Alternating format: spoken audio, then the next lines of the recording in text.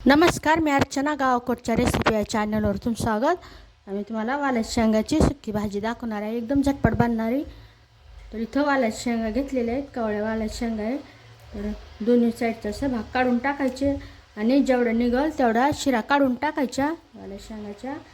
असं कट करून तुकडे करून घ्यायचे. तो हिरवी मिरची आणि लसूण पाकळ्या घेतलेल्या आहे. चवीनुसार मीठ टाकायचं. हे ओबडधोबड असं कुटून घ्यायचं.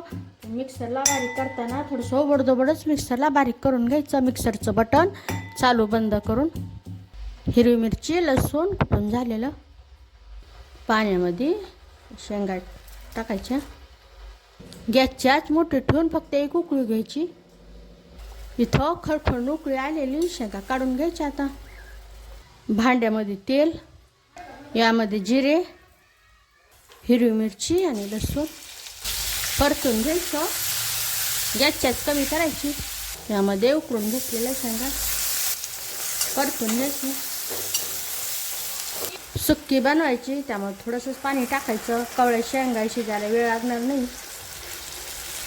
अगोदरच वाफवलेल्या आता थोडंसं किंचितचं पाणी टाकून थोडंसं शिजून घ्यायच्या मंद आचेवर. इथं पूर्ण पाणी सुकून गेलेलं. यामध्ये आवडीनुसार भाजले शेंगदाण्याचं कूट, शेंगदाणे व्यवस्थित भाजून त्याचा कूट बनवलेला. कूट टाकल्यानंतर व्यवस्थित असं मिक्स करून घ्यायचं. गॅस बंद करायचा. छान अशी सुकी वालाच्या शेंगाची भाजी तयार झालेली. नक्की बनवून पहा या पद्धतीने. कशी झाली ते कमेंटमध्ये सांगा. अशा माझ्या झणझणीत स्वादिष्ट रेसिपीज आवडत असतील तर माझ्या चॅनलला सबस्क्राईब करा. चॅनलवरच्या बाकी रेसिपी जी आवडल्या तर त्यांनाही लाईक करा.